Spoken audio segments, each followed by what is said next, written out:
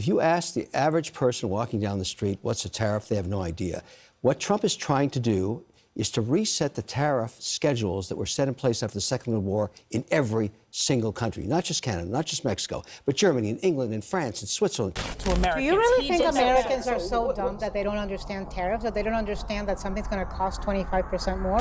Honestly, I think the person who doesn't understand tariffs is Donald Trump. Actually, people don't understand. On this CNN show, on the Abby Phillips show, CNN host, Kevinoleary absolutely destroys this panel, along with Michael Singleton. Okay.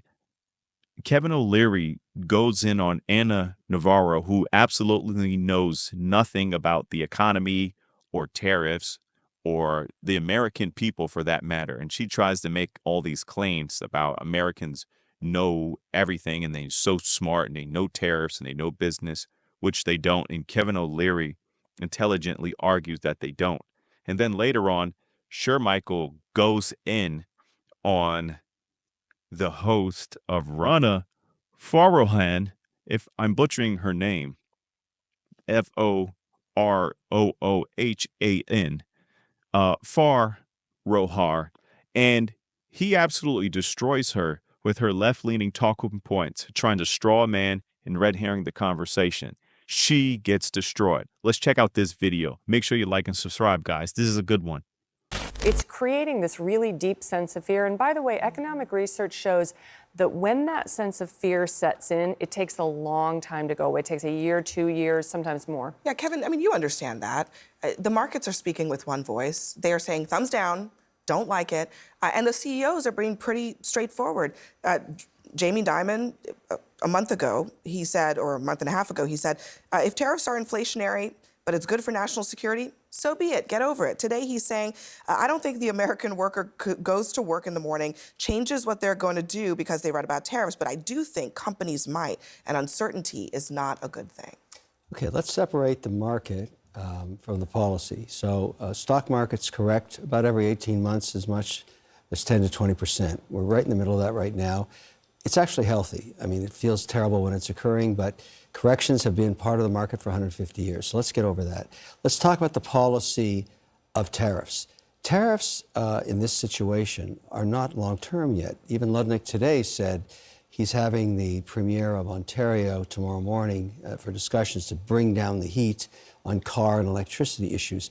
The challenge with Canada, which we just talked about, is they have no leader. Trudeau was kicked out on Sunday night at midnight.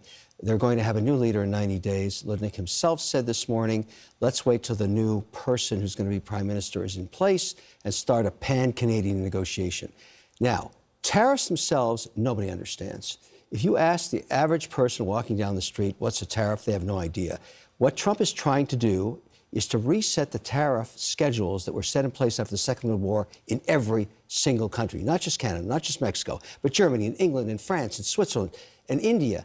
So it's very simple. Let's say we make sugar, as we do, and India makes sugar, and they put 110% tariff on our sugar going to India. Why don't we just reciprocate? So what happens in a trade war where tariffs are escalated is when both sides say to each other... But I do want to distinguish between what you're talking about, reciprocal tariffs, which he's promised are coming. That's coming April 2nd. Yeah, right. He's promised are coming. And what has actually been happening now, which is that Trump claims that they're going to be massive across-the-board tariffs on two countries that we have a trade agreement with. I know you don't like Trump's style. No. You haven't liked it for 12 years. I don't want people to be confused, is what I'm saying, about what we're talking about here. What the markets are reacting to right now is Trump saying 25% on Mexico and Canada, and then the next day saying, oh, never mind, 50% on steel and aluminum, and then on the next, and then 6 hours later, oh, never mind. But that's what they're reacting to. Look, I don't think you can write off what is happening in the market right now as just a correction. One. It is a correction. Two, Americans may or may not understand tariffs, but you know what they understand? They were promised that egg prices and other prices were going to go down. And what they're watching in the market, which seems to be a reaction to tariffs, is their retirement funds disappear. And they're making it very clear that they hold one person accountable. In the poll numbers, Donald Trump. He won, and us Democrats lost because we didn't focus enough on the economy, and we didn't focus it in a way that was tangible and understandable to Do Americans. you really He think just- Americans are so dumb that they don't understand tariffs, that they don't understand that something's going to cost 25% more? Honestly, I think the person who doesn't understand tariffs is Donald Yep. Trump, who often says that it is the country that he's going to tariff that are going to pay those tariffs, when we all know it is us Like in Mexico was going to build who's the going wall. to end up paying the Actually, tariffs. people don't understand. tariffs. Look at this ridiculous panel get slaughtered by Kevinoleary on basic finance, tariffs, and economic policy. Anna Navarro absolutely positively has no idea what she's talking about. She's making a point that Americans are very intelligent and they know so much about tariffs and understand Trump and what he's doing in his economic policy. But then at the same time, she's making comments that shows she absolutely positively knows nothing about tariffs at all. She's absolutely ridiculous. She's a bird brain, and she's on here making claims that she knows what she's talking about, which she doesn't. As we watch this video, we're going to see Kevinoleary continue to dismantle people on this CNN show. 1991, we had a $30 billion trade deficit. Fast forward to 2022, $950 billion. That's a 3,000+% increase.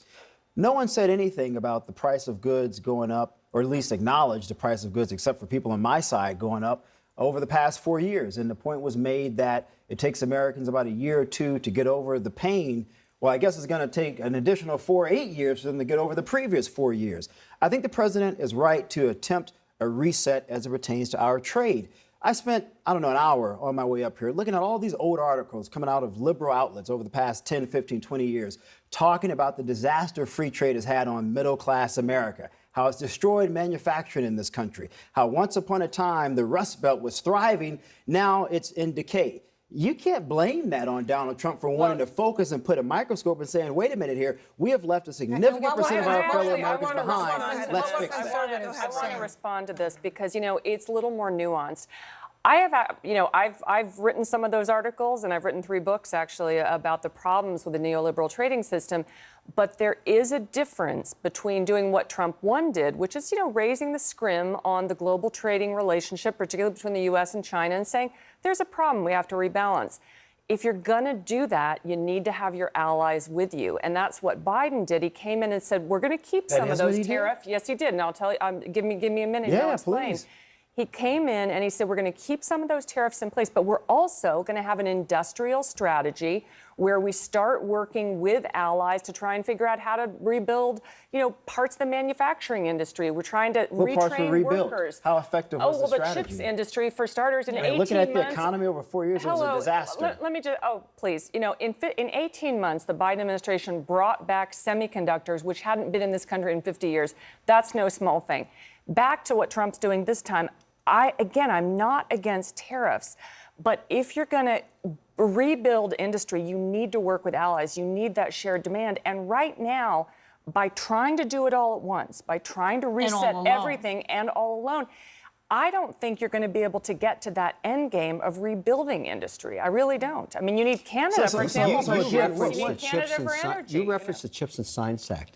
A total waste of money. Not at as a all. private investor, Absolutely would not. never give Intel a dime. It's being sold for car parts right now. Crappy management. I was forced to pay as a taxpayer to a really crappy company. What virtually anybody who is involved in that's ludicrous. that Horrible I take the bill. point. Horrible bill. Nobody says that. I take the point. I'm saying it right now because it's a horrible bill, and I hope it gets shut down. I'll let Rana respond to this because, look, I've talked to people who are in the defense industry, people who are in the technology industry. No one says that about Chips and Science. I'm saying it right now. Here's what they do No say. one else says it. Here's what they I'm do right. say. They say it could have gone even further. Yeah. That it's a More good money to start. Intel? Why the They private say- sector won't listen, invest in let it? me- Let But me they say it make could a have gone point even here. further. Was it Republicans, a good by the way, idea? voted for it. Was it a Let's be good clear about idea that. for anybody, for the U.S., for China, for Europe to have 92% of semiconductors made in Taiwan? No, No, it of wasn't. course But not. private industry was not bringing You that can back change the to tax US. policy to the get- government did that. But Ron, okay? Never I pick take that point. companies. I take that point. I actually don't disagree. You've even had companies as of this year saying that they're going to invest further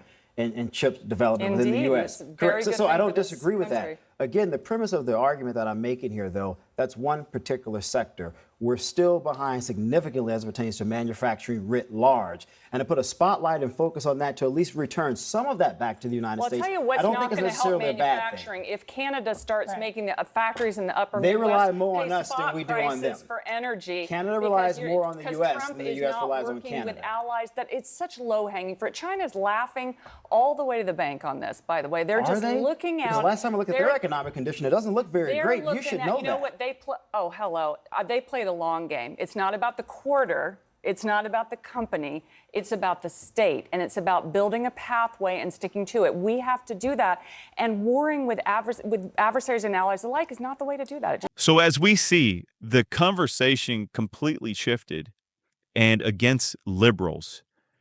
Michael Singleton actually went in here and jumped on Rana Forrohar and completely destroyed her. He talked about specifically on how overall manufacturing in the government and the economy is completely outsourced, and we have no barriers in play to dismantle this issue. And Trump's doing a good job trying to take care of this, even though it might have some short-term tariffs and some negotiation needs to be done. That was the essence of this conversation. And then Rana goes in here and she red herrings and strawmans one particular aspect in one particular industry of semiconductors on how Biden did well with that and we need to bring that back. That is a ridiculous argument because at the end of the day, Taiwan owns that complete industry and it's not going to change. And we can do little things here and there to bring that back. But Taiwan owns that. And no other company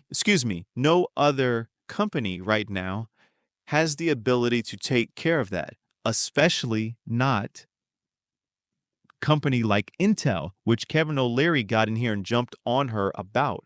She has no idea what she's talking about. And then as he pointed that out, this is one industry, that we do need to be better at. But at the end of the day, this is one industry out of the whole sector, which you do not know how to argue against. And then she gets emotional, she gets angry, and she starts basically just vomiting at the mouth. She gets destroyed in this debate.